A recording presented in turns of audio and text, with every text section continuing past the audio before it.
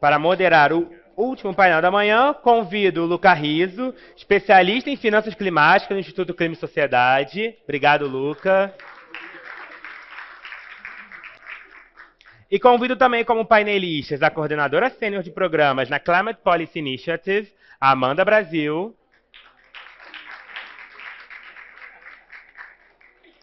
E a diretora executiva do Chatham House Sustainability Accelerator, Ana Young.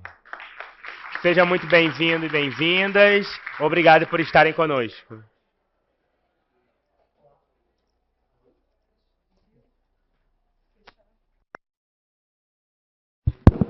Pronto. Bom, primeiramente queria agradecer a todos vocês que estão aqui pacientemente na hora do almoço nos ouvindo. Haja amor para a bioeconomia. Queria agradecer também o Sérgio Bessemann, né, por ter cedido esse lugar incrível, o Jardim Botânico, que eu posso chutar aqui que é uma das primeiras políticas públicas de valorização da agenda climática no Brasil e no Rio de Janeiro. E também a Nature Finance, por ter feito esse trabalho incrível de reunir 21 instituições para trabalhar a agenda de economia junto, da indústria à sociobio. É isso que a gente tem que trazer a bioeconomia brasileira e a bioeconomia para fora. E há um momento, né, a gente está vendo, no Brasil, esse ano tivemos o decreto que instituiu a Política Nacional de Bioeconomia. No G20 e na pauta internacional temos algumas iniciativas discutindo a agenda de finanças, que vai ser o objeto desse painel. TFF, né, os 3 Fs difíceis, super na pauta, entrando como uma grande iniciativa para a COP30, mas não só, né, o G20 foi fundamental para trazer a agenda de bioeconomia, tirar da agenda interna para levar para fora.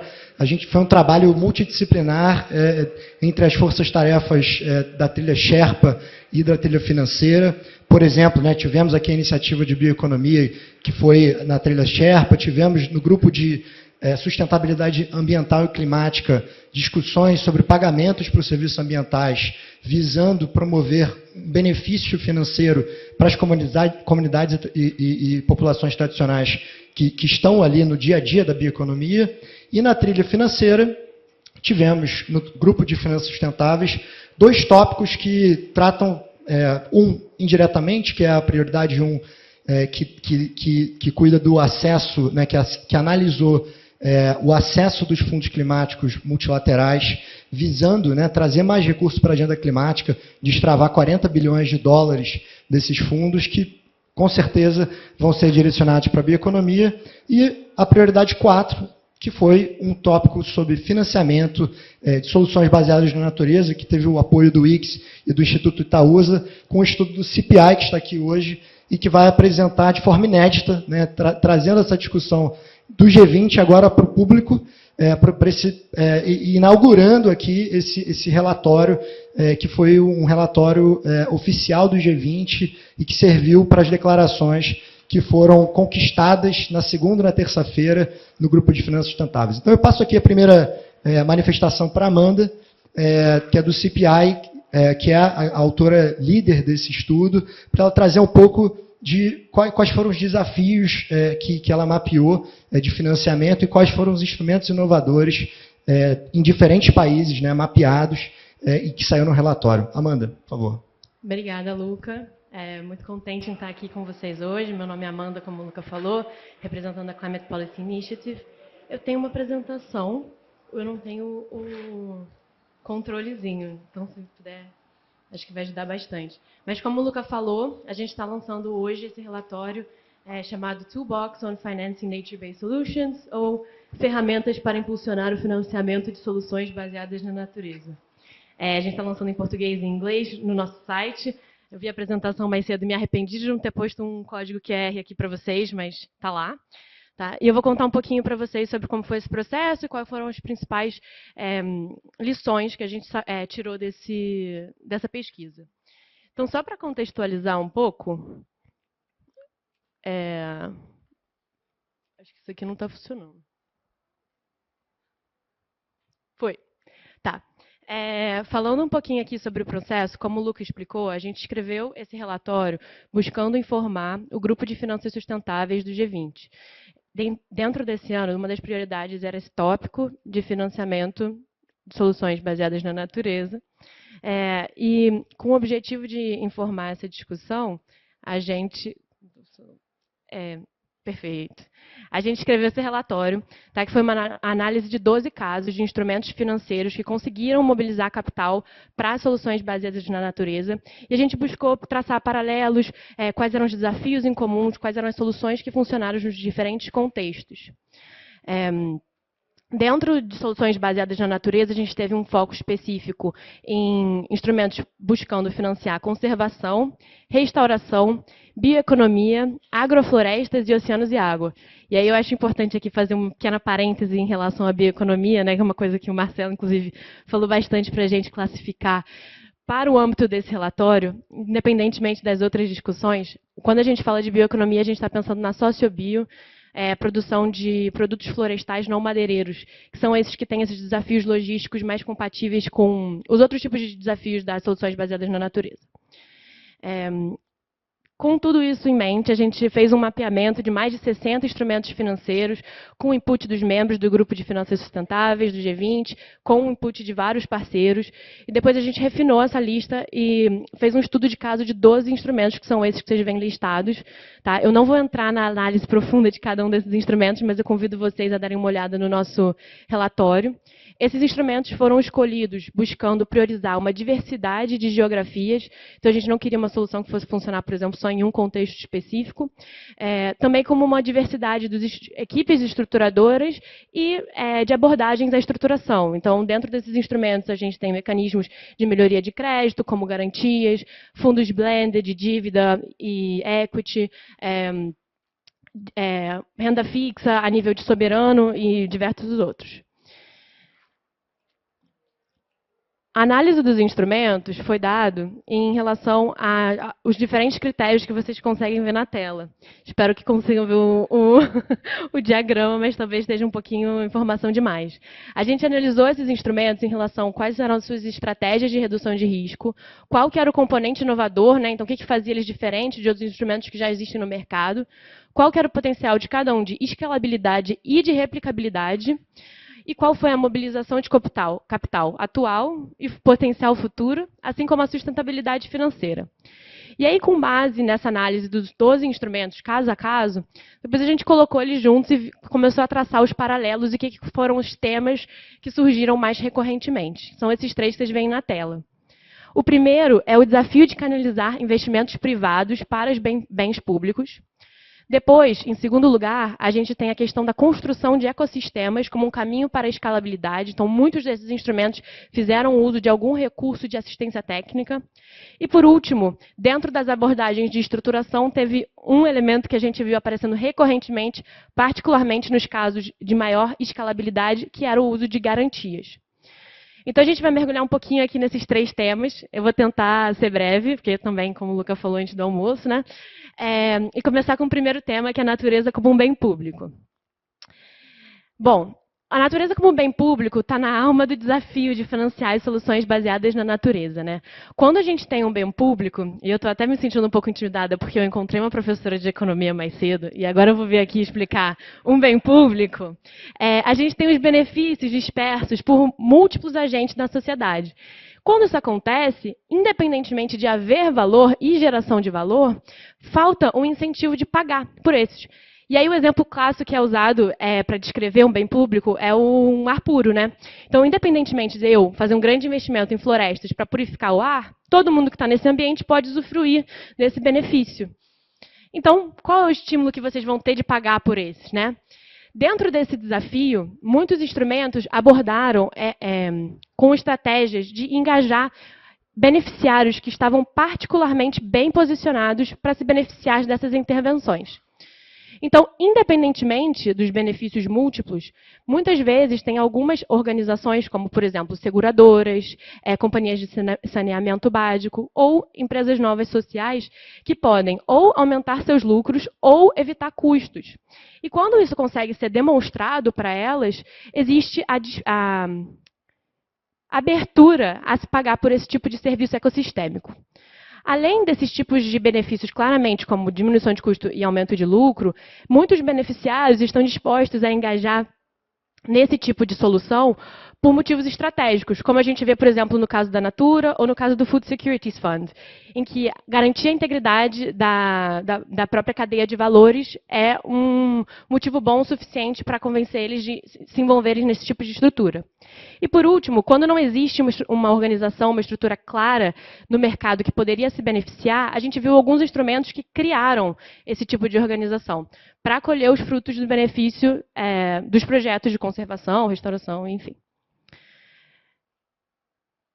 Dentro desse tema da natureza como bem público, a gente tirou 3 principais lições. A primeira é que isso é comum para todas as soluções baseadas na natureza, né? Que a gente precisa de um profundo conhecimento local e conexão com a terra, com as condições locais do território, para conseguir identificar e engajar esses beneficiários das soluções baseadas na natureza. Depois de identificar esses beneficiários, existem muitas formas que eles podem entrar dentro de uma solução financeira.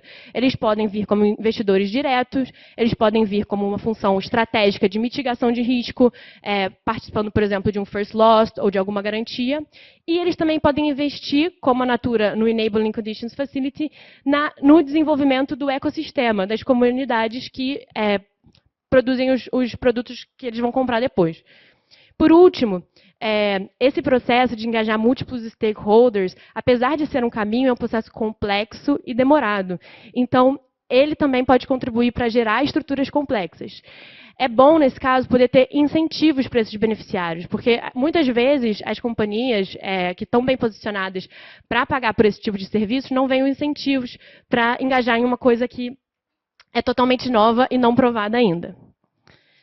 Depois, para o segundo tema, a gente vem para o desenvolvimento de ecossistemas. E aí que eu vou tentar ser um pouquinho breve e encurtar os meus slides. Mas acho que isso é um assunto que foi abordado já antes.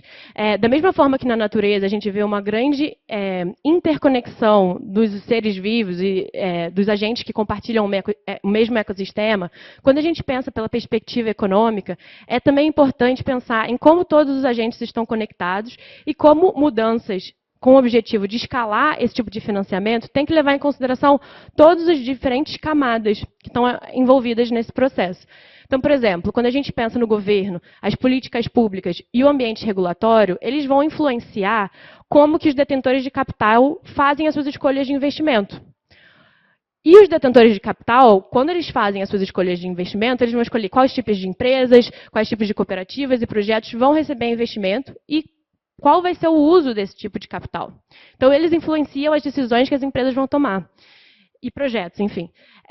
E, por fim, esse pipeline também, quando ele decide investir em diferentes oportunidades, ele vai influenciar as comunidades locais e os indivíduos, que é a base da relevância das soluções baseadas para a natureza. Então, quando a gente pensa em uma solução, a gente não pode pensar numa solução em só um desses âmbitos.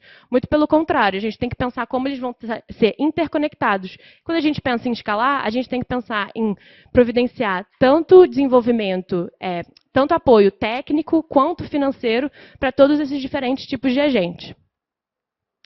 E aí, aqui, nas principais lições sobre a construção e desenvolvimento de ecossistemas, eu acho que esse suporte técnico e financeiro ele pode ser implementado através dessas diferentes camadas e grupos, dependendo de qual é o objetivo de investimento, caso a caso.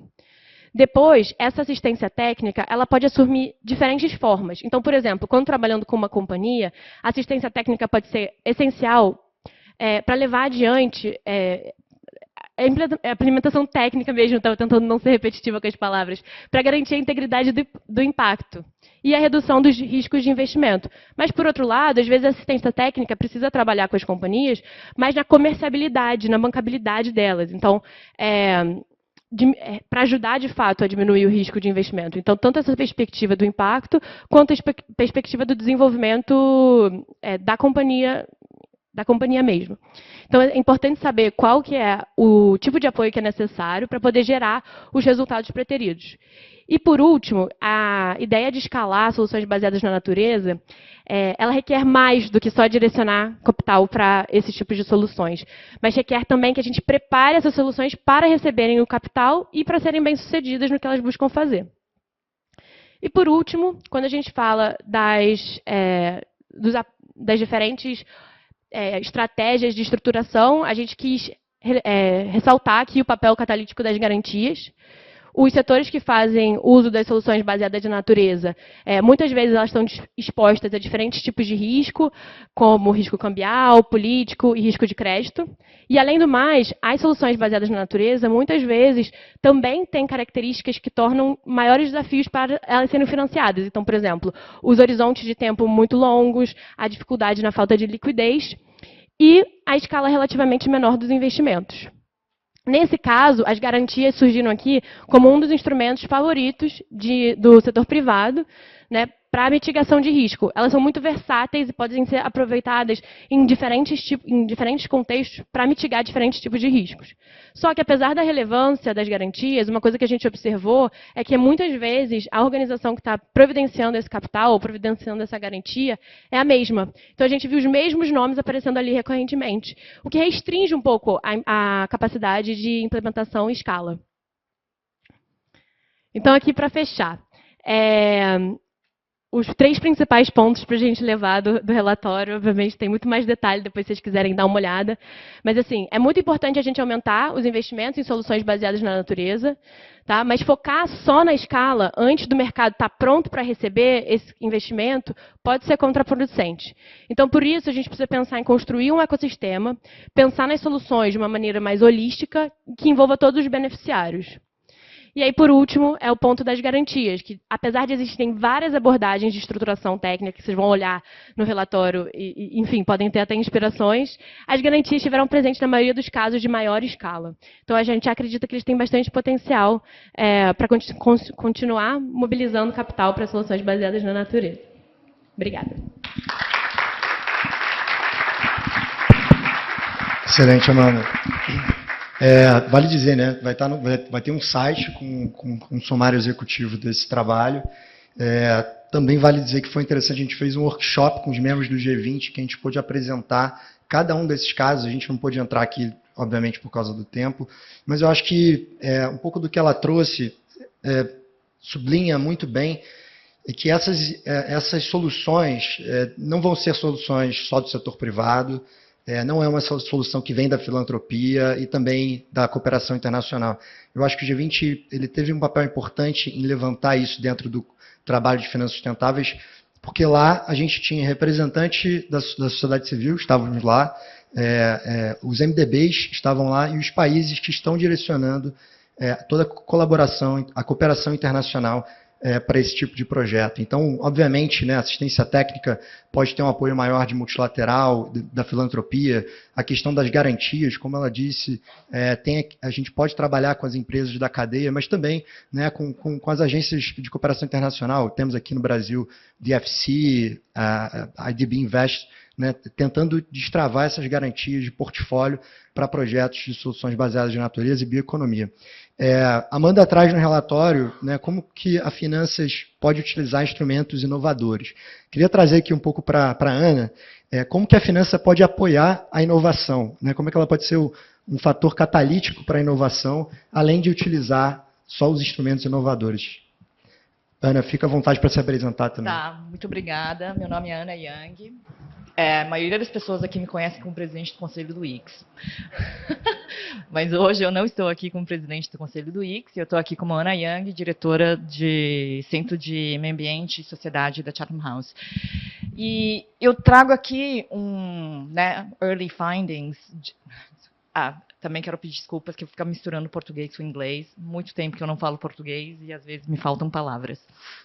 A gente fez um trabalho de pesquisa de 2 anos, né, em cima de olhando para a bioeconomia e as transições, os pathways, né, as rotas de transição de bioeconomia. E tem uma lógica, ele segue uma seguinte lógica. Eu, que sou brasileira e trabalho há muito tempo na área de floresta e uso da terra, a gente passou décadas tentando valorar a floresta e soluções para a natureza. E alguns anos atrás a gente trabalhou muito com restauração e financiamento, na época com a Raquel, quando ela estava no WRI Brasil, né? A gente fez um evento lá no Chatham House, que depois evoluiu para instrumentos financeiros para soluções para Nature-Based Solutions, soluções para a natureza.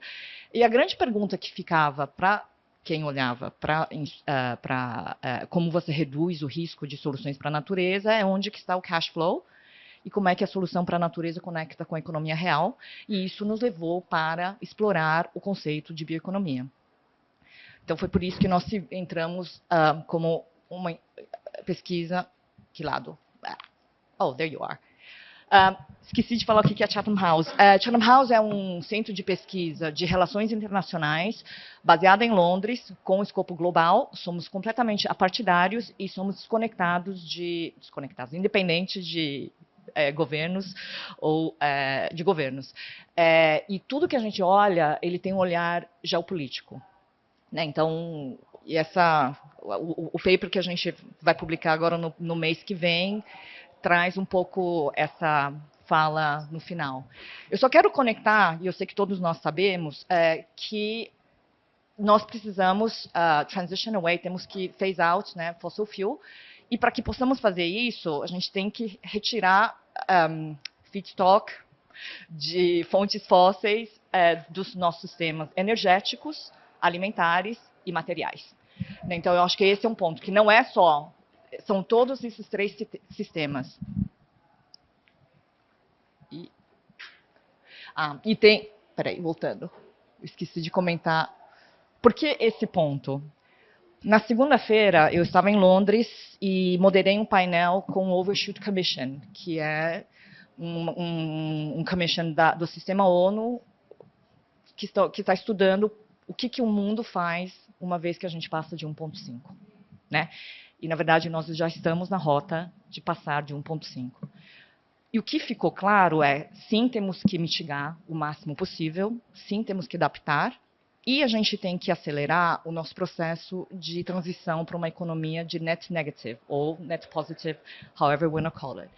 Então, esse gráfico que é do IPCC, essa parte azul, é o quão rápido que as economias têm que entrar no modelo de captura de carbono e de outros gases de efeito estufa. E isso, o que isso significa? Uma economia baseada na natureza. Mas, acho que é importante ressaltar que a transição de bioeconomia, ela não necessariamente será positiva se a gente não colocar salvaguardas socioambientais e ter um approach balanceado. Por quê? Se a gente olha para as tendências, né, até o meio do século, nós vamos ter mais de 10 milhões de pessoas. A demanda para todos os recursos naturais e não naturais, né, todos eles vão aumentar. Então, se você olha aqui, esse é um extract, não é, do International Resource Panel, que saiu esse ano. Se a gente olhar, a tendência é de crescer. Então, se a gente não mudar o nosso modelo de consumo e produção e conectar com um modelo de bioeconomy, que é circular e regenerativa, essa transição bioeconômica ela não necessariamente será positiva. E eu acho que o outro ponto que é mais importante é que temos que focar também em como vamos transicionar, how are we going to transition into os material systems, né, os sistemas materiais. Pronto. E então, quando a gente começou a estudar como serão as rotas de transição nos sistemas materiais, e quando eu falo material, são materiais de construção, uso de plástico, tudo que vem de, né, fontes fósseis, na verdade, o mundo ainda não conhece todas as tecnologias. No que nós fizemos? Fizemos um mapeamento das inovações, com a ideia de a gente poder imaginar quais são as possíveis rotas de transição. Então, fizemos um trabalho de mapeamento de 150 inovações, que tem desde inovações tecnológicas até processos, e tem alguns pontos muito interessantes. Então, a gente fez um trabalho, né, aqui fala o escopo, que nós fizemos de mapeamento, olhamos o mundo inteiro e várias tipologias de inovação. E tem um próximo aqui, são as tipologias de inovação que você vê. Tem produtos substitutivos, que substituem, tem novos processos, tem novos tipos de produto, behavior change, como você reduz, né, as externalidades negativas. E o que a gente ainda não compreende é como as inovações, como AI e Big Data, podem ter um efeito bastante revolucionário que ele ainda não, e especialmente quando ele começa a interseccionar com os sistemas naturais. E tem alguns insights que saíram, né, que todos nós sabemos, é que hoje as inovações que tem dentro do que a gente olhou, ele está completamente fragmentado, ele não está conectado na cadeia de valor inteira. Tem um problema, na verdade, de viabilidade comercial, né? Então, na verdade, tem muita inovação. O problema é que você não tem instrumentos financeiros que levem para, ou que eles não são competitivos porque eles competem com um fossil fuel-based alternative, que muitas vezes são financiados por subsídios. Então, você tem uma falta de um level playing field bastante grande. E eu acho que uma das coisas que ficou muito claro para a gente, que é um pouco o que a Amanda também falou, que é necessário fazer essas combinações. Porque quando você tem essas combinações de inovação, ela é muito mais interessante, ela tem um potencial de impacto muito maior. Então, a gente explora muito esse conceito de, além de economia de escala, é uma economia de escopo, né? Então, você trabalha com o suite de inovações. E, além disso, não é somente inovação em tecnologia, é inovação em modelos de negócio, em modelos de instrumentos financeiros, como você disse, e também de política pública, e que eles têm que caminhar integrado para a gente poder usufruir de todo o potencial. Mas, insights. O que a gente tem visto você tem inovações acontecendo no sistema energético, você tem inovações acontecendo no sistema alimentar e tem agora inovações acontecendo no sistema material. Mas, na verdade, eles não estão conectados. Então, nós fizemos um modelo, como um thought experiment, né, um experimento.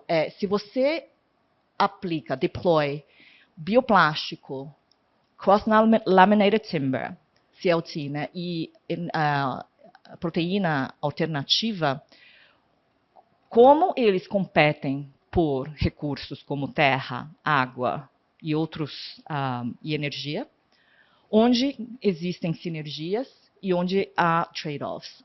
E, na verdade, nem todas essas inovações elas são feitas, they're not all equal, né? Então, por exemplo, a gente sabe que a proteína alternativa ela tem o potencial de salvar, né, economizar, land saving maior do que cross-laminated timber ou bioplastic, ou pelo menos o bioplastic desta geração. Então, na verdade, o que é interessante é que quando a gente olha para o futuro, quando a gente olha o papel e o potencial de inovação, a gente tem que entender como eles interoperam. E aí eu falei do ponto de economia de escopo e o sequenciamento também é importante. Então, se você começa a deploy todas as inovações ao mesmo tempo, a gente tem um problema de, como eu ressaltei, né, você tem um problema de competição. Então, entender o trade-off, as sinergias e as competições por recurso vão ser absolutamente críticos para a gente alcançar essa bioeconomia positiva que nós estamos almejando. Eu estou terminando. Só mais 2 slides. Que é a sua pergunta sobre a parte... Próximo. Pronto. How does that connect with finance? Né? Então, como é que a gente consegue... Como é que a inovação pode ser financiada, então, para... Onde é que finanças conectam com inovação? E eu acho que tem um dos pontos que a gente... né, um dos insights que veio, que você tem que fechar o gap de confiança. Né? Porque você tem gap de confiança em política pública, e você tem gap de confiança do mercado, e você tem gap de confiança de conhecimento. Então, para a gente poder enable inovação e mobilizar financiamento, nós temos que fechar todos esses gaps. Agora eu vou fechar com quais são as implicações geopolíticas, né? Nós, como uma instituição geopolítica, não podemos deixar de falar sobre isso. Quando a gente olha para todos os potenciais de bioeconomias no mundo, a gente consegue observar um emerging rearrange, né, geopolitics de bioeconomy. Isso porque a gente percebe que existe um acoplamento entre geopolítica e transição climática. Por exemplo, o que o Ocidente escolhe, né? Os países ocidentais, se eles escolhem fazer parceria ou não com a China, podem afetar o ritmo e o custo da transição energética deles. Então, isso entra numa análise geopolítica de um país. Num contexto que a gente está num processo de reordenamento global, quando você adiciona o layer da transição bioeconômica, o jogo fica ainda mais interessante, né? Porque você tem uma transferência de poder dos oil majors, hoje detentores de fontes fósseis, para novos players que são detentores de ativos naturais. Então, o que isso significa? Mas eu quero colocar um alerta e uma reflexão que o fato de você ter detentor de recurso natural não necessariamente te garante um posicionamento estratégico. Porque outros ativos estratégicos, como PID, inovação, capacidade de processamento e capital humano, vão ser tão importantes quanto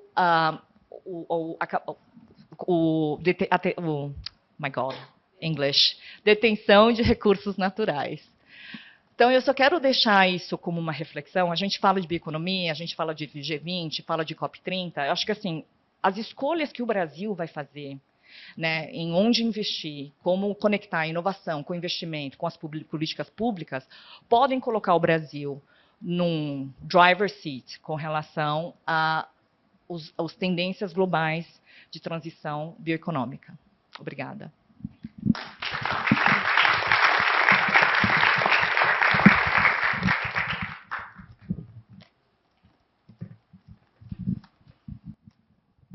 Opa. Obrigado, Ana. Não, com certeza, e a gente já tem alguns projetos inovadores aqui. Eu queria ressaltar, né, a questão da Macaúba, que estamos falando bastante na produção de biocombustíveis através de Macaúba, utilizar as nossas terras degradadas para isso, né? Acho que o próprio Hollenberg trouxe isso na fala dele, e é interessante ver o MIDIC, né, vocalizando essa agenda. Mas eu queria também trazer aqui um questionamento para as duas, né? Porque a inovação, ela espanta, às vezes. E quando a gente está falando de financiamento, a turma de crédito de banco não necessariamente gosta de inovação, seja produto financeiro, seja projeto financeiro. Então, eu queria perguntar, nada foi programado em relação a isso, mas como que a gente pode trazer essa inovação para mais perto da realidade, seja no instrumento financeiro, né, todos aqueles fluxogramas que vocês apresentam num estudo em relação a um fundo de equity que vira uma garantia, ou uma Natura da vida prestando, enfim, um first loss. Mas como é que a gente pode simplificar isso e trazer essa inovação para mais perto dos bancos, seja comerciais, seja dos multilaterais? E em relação aos projetos, né, que a Ana comentou, como é que a gente também quebra esse tabu, né, da inovação para que haja financiamento e que a gente consiga, enfim, desenvolver mais esses projetos inovadores que estão vindo para fazer a transição energética, a transição da agricultura. Bom, deixo isso aqui como um desafio aqui de pergunta para a última sessão. Quem quer começar? Tá bom. Boa pergunta. Então, eu acho que tem duas questões assim na questão da barreira para você implementar essas inovações, né? Por um lado, tem realmente a questão do risco, de fato. Então, quando a gente pensa no desenvolvimento desses instrumentos de blended finance, o objetivo é realmente diminuir o risco usando o capital concessional, muitas vezes vindo do setor público ou do setor filantrópico, para criar uma oportunidade para o capital privado poder, vamos falar assim, provar uma coisa nova, estando seguro de que aquele ali é um perfil de risco-retorno que é compatível com outras coisas que eles investiriam. Então, assim, um lado disso é, de fato, o approach da estruturação financeira. Então, você pensar numa estrutura de capital que consiga fazer isso. Só que a barreira, eu acho que não é só essa. Também existe uma barreira, por parte dos investidores, de, assim, o que é esse animal esquisito que eu nunca vi antes, né? Por que eu vou perder o meu tempo tentando analisar e pensar nessas estruturas diferentes se eu tenho várias outras opções de renda fixa, várias outras opções de equity que eu posso investir. Então, assim, diminuir um pouco essas barreiras é muito importante. E também ver essa pressão vindo para o setor financeiro, de fato, de quem são os detentores de capital. o setor financeiro está responsável por fazer a alocação do capital, mas nem sempre eles são os detentores. Então, quando essa pressão vem do lado dos detentores de capital, você cria um estímulo para assim, ok, minimamente vamos explorar esse tipo de alternativas, né? Então, você diminui um pouquinho a barreira. E aí eu acho que outras iniciativas também podem colaborar, e eu não posso deixar de falar do Lab. Dentro do CPI, a gente é o secretariado do Global Innovation Lab for Climate Finance, que é um laboratório de inovação para finanças sustentáveis, com o objetivo de atrair o investimento para financiamento de mitigação e adaptação climática. Dentro desse contexto, a gente traz esses diferentes tipos de investidores, tanto do setor público quanto do privado, para trabalharem no desenvolvimento de instrumentos novos. Então, aproximando esses diferentes tipos de provedores de capital, você consegue diminuir um pouquinho o ruído e também contribuir para essa parte da educação do investidor, diminuindo, então, as barreiras de investimento. Então, assim, só para resumir, esses dois approaches, tanto a estruturação visando a mitigação de risco, quanto o trabalho de educação do investidor e fazendo aquela pressãozinha de que é uma coisa importante para o detentor de capital. Pronto. Acho que a Amanda ser muito mais especialista do que eu nesse assunto. Uma das coisas que a gente quer compartilhar um pouco, e a gente falou muito sobre isso, existe uma diferença entre o risco real e o risco percebido, né? Se a gente pensa como o Silicon Valley financia a inovação, na verdade, tem muito dinheiro para inovação. O problema é o que eles acham, onde está o potencial retorno e onde existe hype, né? Sexiness no tópico. É isso. Então, eu acho que assim, tem um risco real de você investir em projetos de bioeconomia, que é um retorno de longo prazo, tem um cash flow indeterminado, mas eu acho que tem essa diferença que a gente tem que desempacotar o que é o risco percebido com o risco real e como é que você trabalha um pouco how do we make bioeconomy sexy. E eu acho que tem um outro ponto que existe sim bastante inovação que acontece dentro de grandes cadeias de valor. Né? Se você vê o caso da Natura, que a gente sempre vê, mas assim, a própria Unilever tem um departamento enorme de inovação. Então, a partir do momento que você tem uma associação com uma empresa que é um organizador da cadeia de valor, você consegue reduzir a percepção de risco de um investidor. Então, esses são os dois pontos que eu queria trazer como reflexão. Bom, como transformar a bioeconomia num setor sexy, né? Eu acho que a gente termina com isso e termina também de forma otimista, porque eu acho que a gente conseguiu, né? O G20 esse ano conseguiu trazer isso para dentro da pauta oficial, conseguiu ter uma aprovação de princípios da bioeconomia na iniciativa de bioeconomia, que tudo indica que vai ser continuada na África do Sul, e no grupo de finanças sustentáveis a gente vai ter declarações oficiais do grupo, e agora a negociação é para levar essas declarações para os líderes, né, ao final do ano. Então, obrigado, agradeço a todos, tanto painelistas quanto vocês que estão aqui até agora. Obrigado.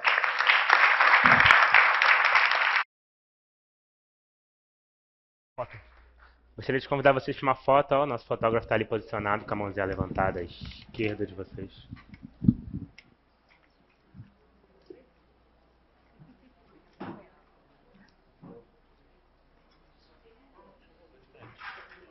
Enquanto ele se prepare, para quem fica assistindo a foto, agradeço a presença de vocês na manhã, reforço que a gente volta às 2h30, já dividido nas oficinas que estão referendadas aí na credencial, e ao longo do almoço vão perceber que vão ter alguns avisos, e a partir das 2h30 a gente já vai começar a chamar e nos dividir, tanto aqui no corredor, como também no nosso subsolo. Bom almoço e até breve.